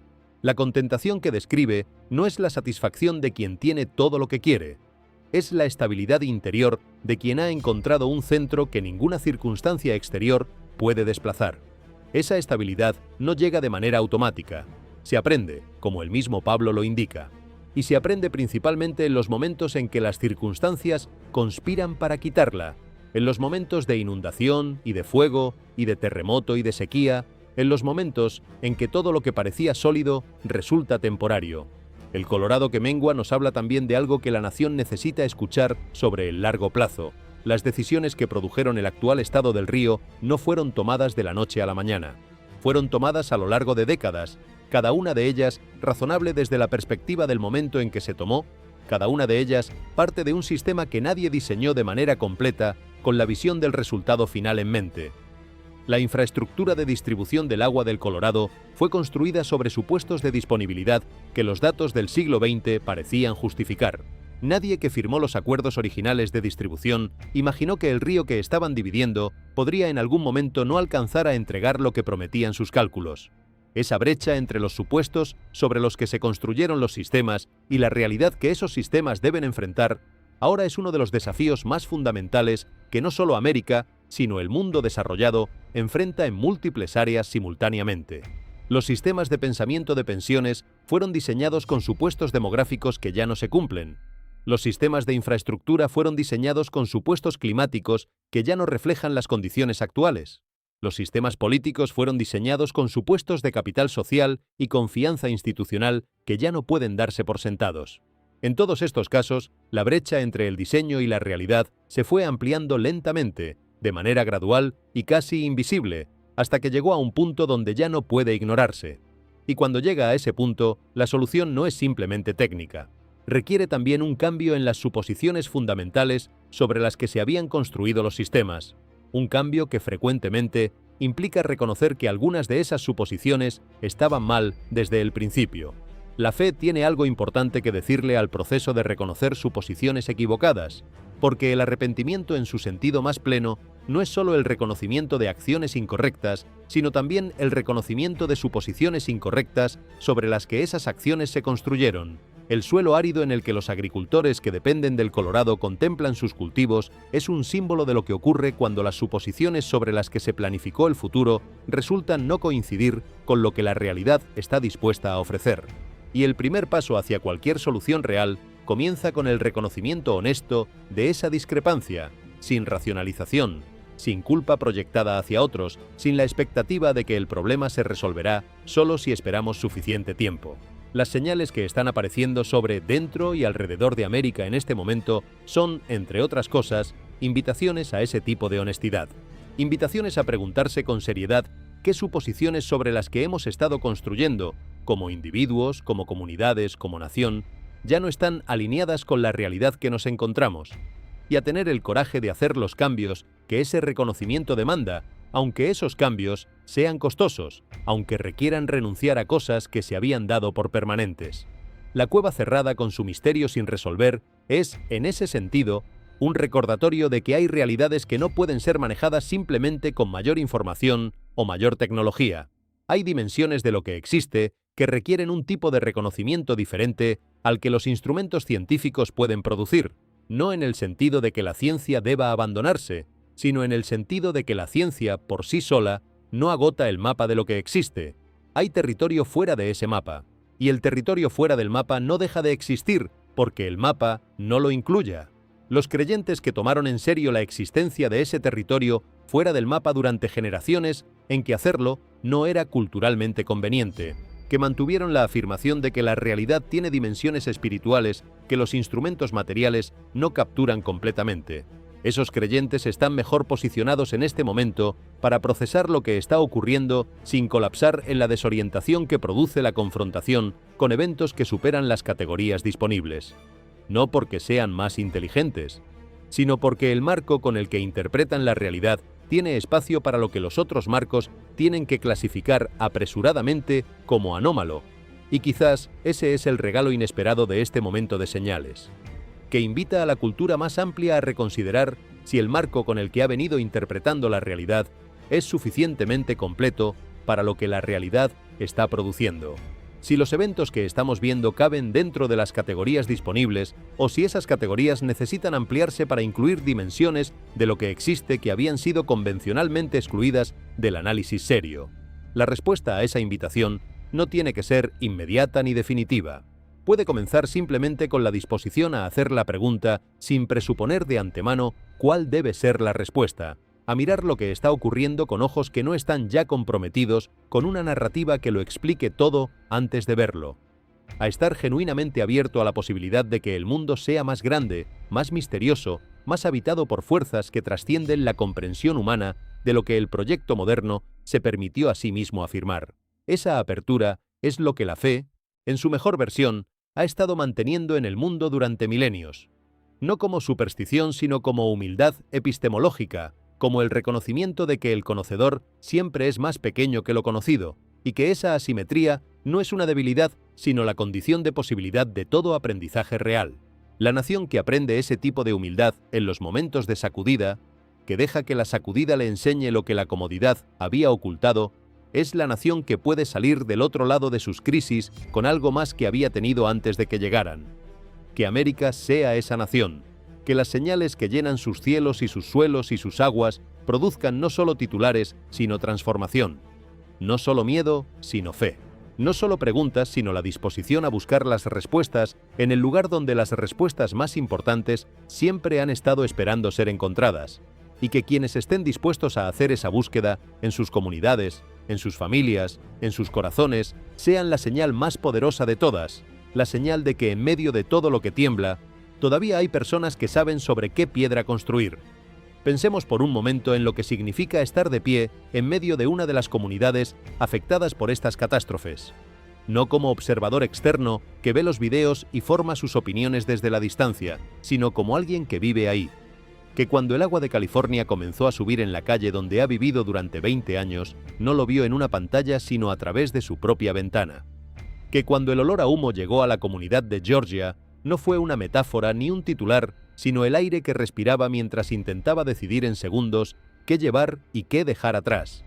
Para esas personas, los eventos que hemos estado describiendo no son señales proféticas de alcance geopolítico, son la ruptura irreversible de la normalidad que un día antes daban por sentada. Son el refrigerador que quedó flotando en el garaje. Son las fotos que el agua alcanzó antes de que pudieran subirlas a un lugar seguro. Es la caja de herramientas que el padre usó durante 30 años y que quedó enterrada bajo el barro. Son las cosas pequeñas las que los supervivientes de desastres describen con la precisión más dolorosa cuando hablan de lo que perdieron, porque son esas cosas las que representan la acumulación de una vida ordinaria que de repente ya no está. La fe que se le habla a esas personas en esos momentos tiene que ser capaz de sentarse junto a ese dolor sin apresurarse a explicarlo o a convertirlo en argumento para ninguna posición teológica o política. Tiene que ser capaz de estar presente en el silencio de quien ha perdido demasiado para hablar todavía. Tiene que ser capaz de escuchar sin imponer inmediatamente un marco de significado que puede ser verdadero en abstracto, pero que en ese momento concreto suena distante y frío. La compasión que la fe debería producir no es la compasión que llega con un versículo listo para cada situación de dolor. Es la compasión que llega primero con presencia, con manos que ayudan a limpiar, con alguien que dice simplemente, estoy aquí, no te dejo solo en esto. Esa compasión concreta es también una señal, quizás la más poderosa de todas las que pueden aparecer en un momento de crisis, porque las inundaciones y los terremotos y los incendios demuestran la fragilidad de lo que los seres humanos construyen con sus manos. Pero la presencia de personas que acuden a ayudar a sus vecinos sin haber sido convocadas por ninguna agencia oficial, que organizan cadenas de suministro de agua y alimentos antes de que los sistemas institucionales hayan terminado de evaluar el daño, que permanecen junto a los afectados después de que las cámaras de televisión se han ido a cubrir la siguiente catástrofe. Eso demuestra algo diferente. Demuestra que dentro de la catástrofe, la capacidad de amor y de cuidado mutuo no desaparece, sino que, con frecuencia, emerge con una claridad que la comodidad de los tiempos normales oscurece. La fe que se le habla a las personas en el borde del sufrimiento tiene que ser también la fe que se vive antes de que llegue el sufrimiento. La preparación espiritual que permite responder desde el amor, en lugar del miedo cuando llega la crisis, no se adquiere en el momento de la crisis. Se construye en los días ordinarios, en las decisiones pequeñas que nadie ve, en la práctica constante de amar a los vecinos y de confiar en Dios cuando no hay ninguna señal dramática que lo exija. Y cuando llega la señal dramática, quienes han practicado eso en silencio durante años de normalidad son los que saben qué hacer sin necesitar instrucciones. La falla de San Andrés, el Colorado que mengua, los incendios de Georgia, la cueva sellada, son todos recordatorios de que hay fuerzas más grandes que los seres humanos actuando en el mundo, fuerzas que el conocimiento y la tecnología pueden monitorear, pero no controlar completamente. Y esa realidad, que en los días de normalidad puede ser ignorada sin consecuencias inmediatas, se vuelve imposible de ignorar cuando esas fuerzas se expresan de manera que altera la vida cotidiana de millones de personas. La pregunta que esas fuerzas producen no es tecnológica ni política, aunque las respuestas tecnológicas y políticas sean necesarias y urgentes. La pregunta más profunda que producen es espiritual. ¿Qué es lo que permanece cuando todo lo que puede ser sacudido ha sido sacudido? Y la respuesta que la fe ha mantenido durante milenios, que la Escritura articula una y otra vez, desde el Salmo 46 hasta Hebreos 12, es la misma: el reino de Dios, la presencia de Dios, el amor de Dios, lo que fue antes de todo y lo que persistirá después de todo, y que en los momentos de mayor sacudida se vuelve el único punto de referencia que no puede ser inundado, quemado, terremoteado ni secado. Que esa certeza sea tuya esta noche, no como eslogan, sino como ancla, como la piedra sobre la que Jesús dijo que quien construye su casa no la verá caer, aunque las lluvias caigan y los ríos suban y los vientos soplen contra ella. Que en los días que vienen, sean lo que sean, encuentres en esa certeza no la ausencia de dificultad, sino la presencia de algo que hace posible atravesar la dificultad sin perderse en ella, y que lo que encuentres lo compartas con los que te rodean, porque en el mundo que describe este video, la generosidad espiritual es tan urgente como cualquier otra forma de generosidad. América tiene una historia de regresar, no de manera fácil, no sin costo, pero una historia de regresar. La guerra civil dividió a la nación entera en dos, la manchó con sangre de la misma familia. Y sin embargo, regresó. La Gran Depresión redujo a nada los ahorros de generaciones enteras en cuestión de meses. Y sin embargo, la nación regresó, con una economía diferente, con instituciones diferentes, con una memoria colectiva del sufrimiento que durante décadas informó cómo las generaciones siguientes tomaron decisiones. En cada uno de esos momentos, el regreso no fue automático. Fue el resultado de personas que en medio de circunstancias que los superaban, eligieron seguir, que decidieron que lo que estaban protegiendo valía el costo de seguir adelante cuando todas las razones racionales habrían justificado rendirse. Los eventos que está viviendo América en este momento, las inundaciones, la sequía, los terremotos, los incendios, los cielos divididos, las criaturas del profundo, las señales acumuladas desde múltiples frentes, son quizás el llamado más complejo que la nación ha recibido en el periodo de vida de muchos de quienes están viendo este video. No el más destructivo en términos de vidas perdidas, sino el más multidimensional. Toca lo físico, lo ambiental, lo social, lo político y lo espiritual al mismo tiempo. Para un llamado de esa complejidad, la respuesta también debe ser comprometida y compleja. No puede ser solo política, aunque la política importa. No puede ser solo tecnológica, aunque la tecnología importa. No puede ser solo espiritual en el sentido de privado e interior, aunque la transformación interior también importa.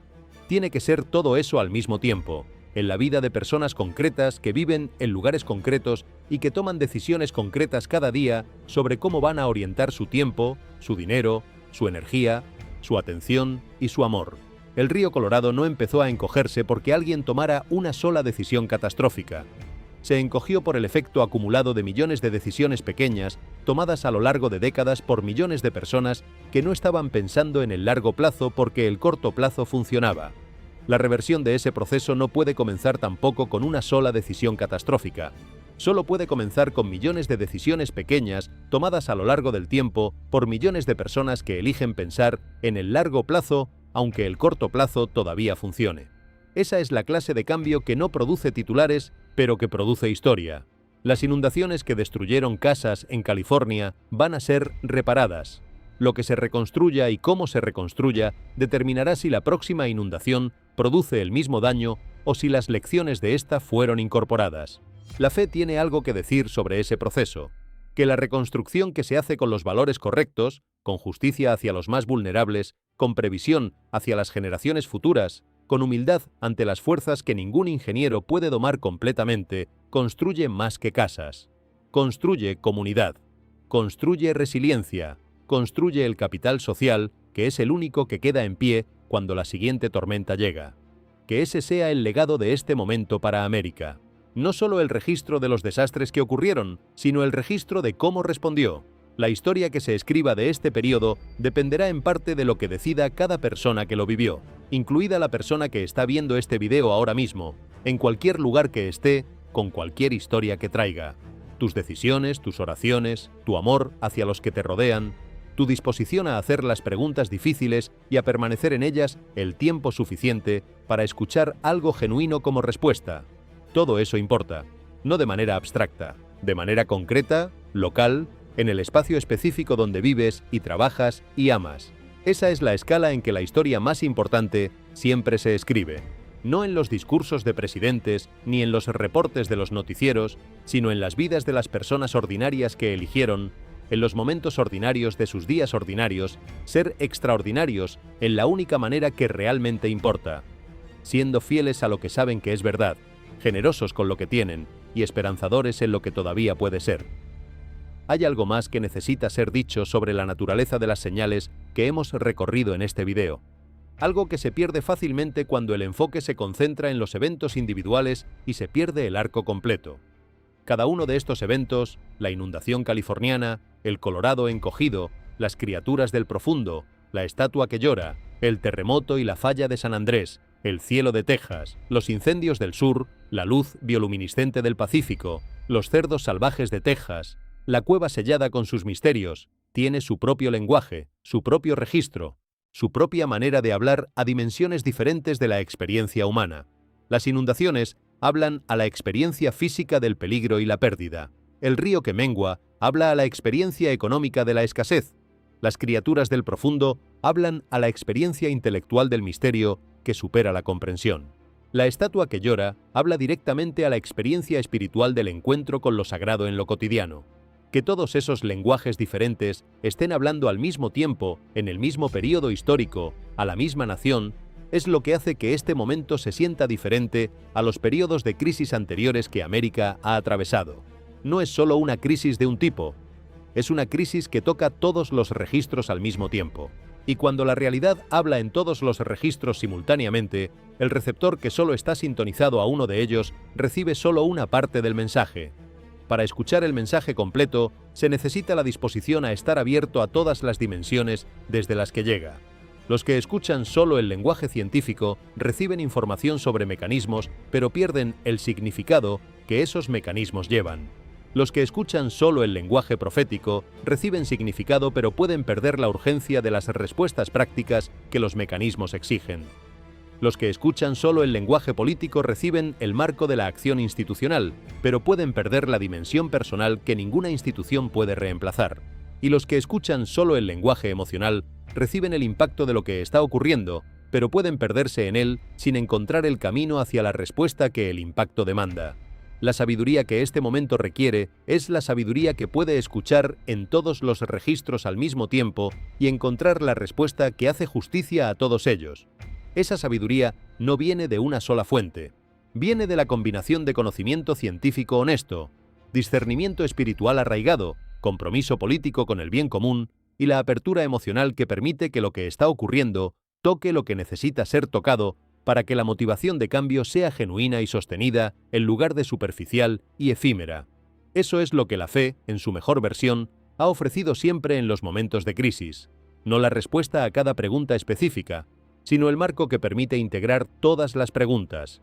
El reconocimiento de que el mundo es tanto material como espiritual, tanto individual como comunitario, tanto temporal como eterno, y que la respuesta completa a cualquier crisis real tiene que hacer justicia a todas esas dimensiones al mismo tiempo. Cuando Jesús fue confrontado con las señales de su tiempo, con el sufrimiento del pueblo bajo la ocupación romana, con las enfermedades y las muertes y las injusticias que su generación vivía, no ofreció un programa de una sola dimensión.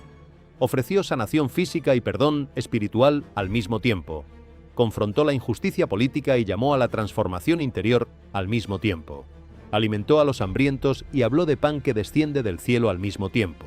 Su respuesta era siempre completa porque el ser humano al que respondía era siempre completo. Material y espiritual, individual y social, presente y eterno. La respuesta que América necesita ahora y que cada persona que vive en América puede contribuir a construir desde donde está, es también una respuesta completa. Una que tome en serio las inundaciones como un problema de infraestructura y como una señal espiritual al mismo tiempo. Una que tome en serio la sequía del Colorado como un problema de gestión del agua y como un recordatorio de la responsabilidad de mayordomía al mismo tiempo. Una que tome en serio los terremotos como riesgos geológicos y como invitaciones a examinar si lo que hemos construido puede sostenerse no solo sobre el suelo, sino sobre los valores sobre los que pretendemos que descansa. Esa es la invitación que este video ha estado extendiendo desde el principio.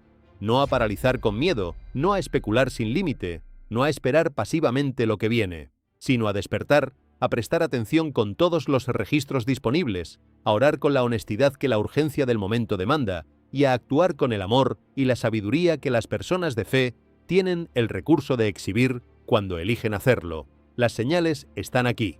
La pregunta que cada uno de nosotros tiene que responder es la misma que las señales de cada generación han planteado a quienes vivieron en los momentos en que la historia se aceleraba. ¿Qué voy a hacer con lo que estoy viendo? Ora, ama, actúa y espera, con ojos abiertos y corazón en paz. Antes de cerrar, vale la pena detenerse en la imagen de la estatua que lloró una vez más, porque de todas las señales que hemos explorado, es quizás la que más directamente habla al corazón de lo que este momento demanda. No un llamado a construir mejores sistemas de drenaje, aunque eso también es urgente. No un llamado a renegociar los acuerdos del agua del Colorado, aunque eso también es necesario. No un llamado a mejorar los sistemas de alerta temprana para terremotos e incendios, aunque todo eso importa y debe hacerse. El llamado más profundo que viene de la imagen de un Cristo que llora sobre una nación que no siempre reconoce lo que le traería paz, es el llamado más antiguo y más sencillo de toda la tradición bíblica. Regresa. Regresa antes de que sea demasiado tarde. No porque Dios esté enojado y dispuesto a destruir, sino porque Dios está sufriendo de ver a sus hijos alejarse hacia el camino que conduce al sufrimiento que Él desearía poder evitarles. El llanto de la estatua, si fue real, no fue el llanto de la ira. Fue el llanto de quien ama demasiado para ser indiferente, de quien ve lo que viene con una claridad que ningún análisis humano puede igualar, y que llora no porque sea inevitable, sino porque todavía podría no serlo, si las personas que todavía tienen tiempo eligieran de manera diferente. La invitación que esas lágrimas extienden es la misma que Jesús extendió sobre Jerusalén hace 2000 años. La invitación a reconocer el tiempo de la visita, a no dejarse tan absorber por la urgencia de lo inmediato que se pierda de vista lo que verdaderamente importa, a abrir los oídos a la voz que llama antes de que la única voz que reste sea la de las consecuencias de haber ignorado el llamado durante demasiado tiempo. Esa voz llama ahora, en las aguas de California, en el lecho seco del Colorado, en las paredes de una cueva sellada, en la luz azul del Pacífico, en el cielo de Texas partido en dos, en los humos de Georgia y Florida, y en la quietud de una iglesia donde una estatua de piedra pareció por un momento más viva que todas las explicaciones disponibles. La pregunta que esas voces acumuladas plantean no puede responderse en este video ni en ningún otro. Solo puede responderse en la vida de cada persona que la escucha. Pero el primer paso hacia cualquier respuesta real es el mismo que siempre ha sido: dejar de correr lo suficiente para escuchar, dejar que lo que está ocurriendo alrededor toque lo que necesita ser tocado adentro. Y desde ese lugar de atención honesta, elegir el próximo paso con la claridad que solo la quietud puede producir.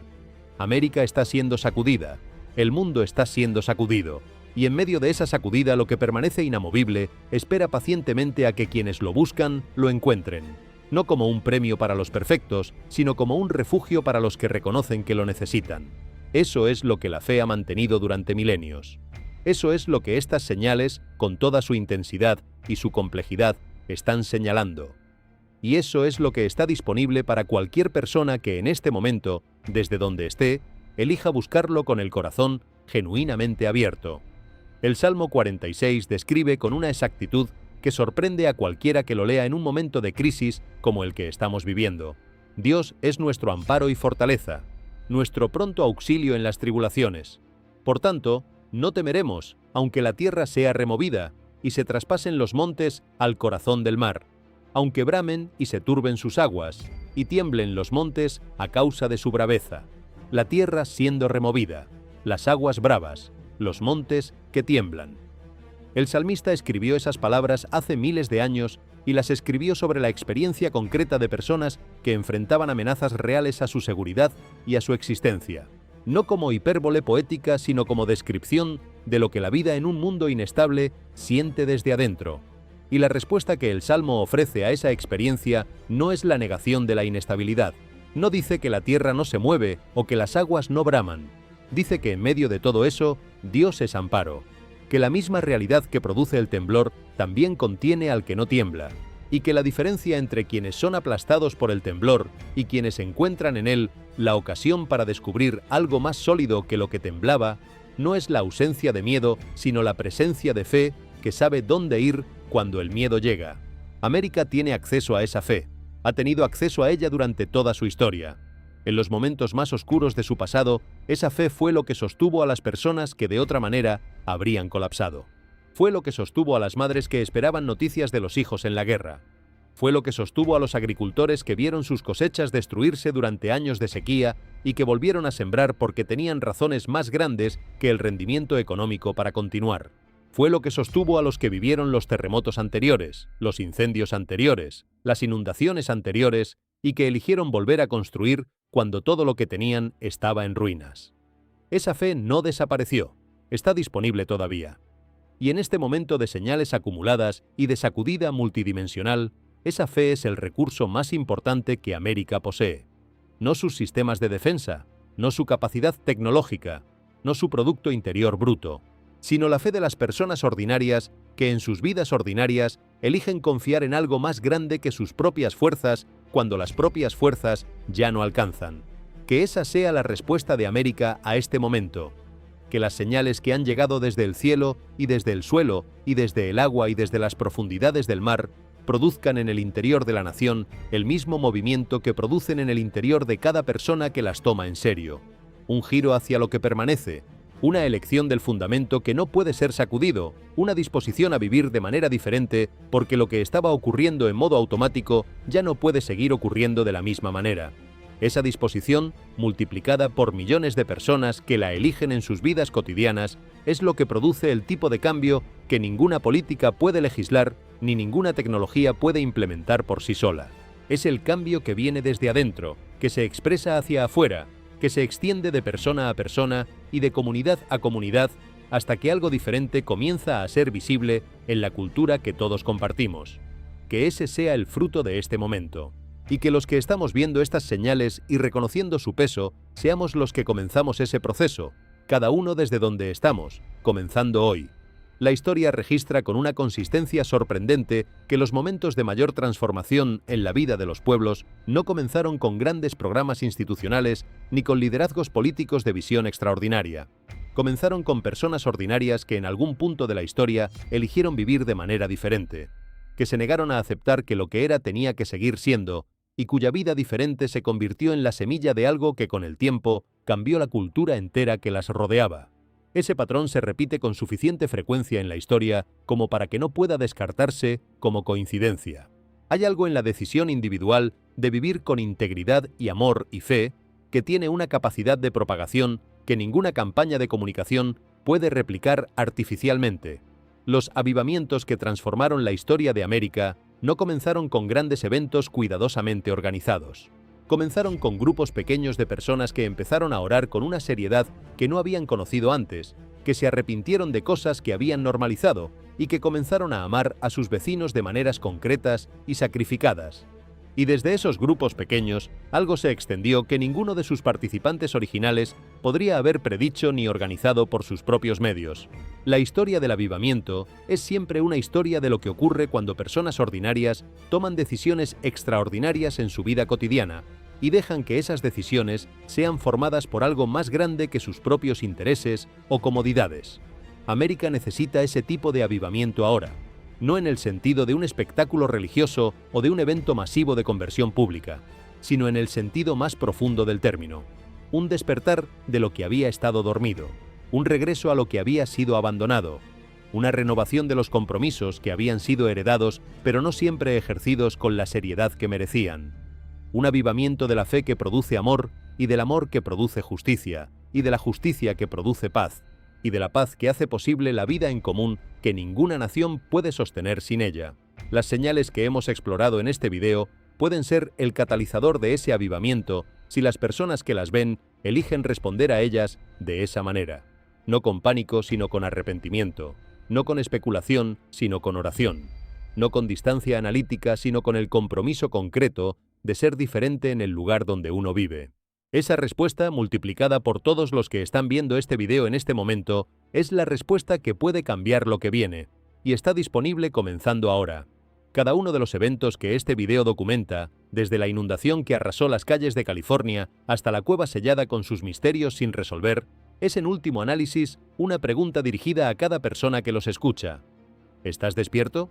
No despierto en el sentido de agitado o alarmado, sino despierto en el sentido más profundo, consciente de que el tiempo es finito, de que las decisiones importan, de que el modo automático de vivir tiene un costo que no siempre se ve hasta que algo lo interrumpe violentamente.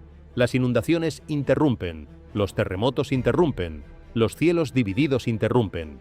Y en esa interrupción, si se la permite hacer su trabajo, está la oportunidad de despertar a algo que el ruido cotidiano había estado apagando. Aprovecha esa oportunidad, no la pierdas en el ciclo de las noticias. No la pierdas en el debate sobre si estas señales son proféticas o puramente naturales.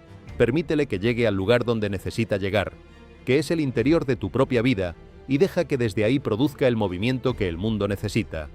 Personas que despiertan, que regresan, que comienzan de nuevo sobre el fundamento que no puede ser sacudido. Hay una promesa que atraviesa toda la escritura de principio a fin, que persiste a través de cada período de crisis que el texto registra, y que llega hasta este momento de señales acumuladas con la misma fuerza con que llegó a cada generación anterior que la necesitó, que Dios no abandona a los suyos, que cuando la tierra tiembla, Él es roca, que cuando las aguas suben, Él es refugio, que cuando el fuego se acerca, Él es escudo, que cuando la oscuridad cae, Él es luz. Esa promesa no fue hecha a personas que nunca enfrentaron peligro real. Fue hecha a personas exactamente como las que están viviendo los eventos que este video describe. Y fue cumplida en cada uno de esos casos de maneras que quienes la recibieron nunca olvidaron. Que esa promesa te sostenga en los días que vienen. Que las señales que la rodean te recuerden su urgencia sin producir en ti el miedo que paraliza. Y que desde la solidez de esa promesa puedas ser la clase de persona que América y el mundo necesitan en este momento. Alguien que permanece en pie cuando todo tiembla, que da cuando todos acaparan, que tiene paz cuando todo el mundo tiene miedo. No porque seas excepcional, sino porque lo que te sostiene lo es.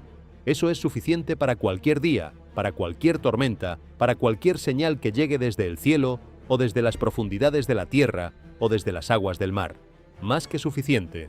Y siempre lo ha sido, en cada generación que lo puso a prueba con todo lo que tenía, para quienes eligieron confiar en ello con la totalidad de su vida y no solo con una parte de ella.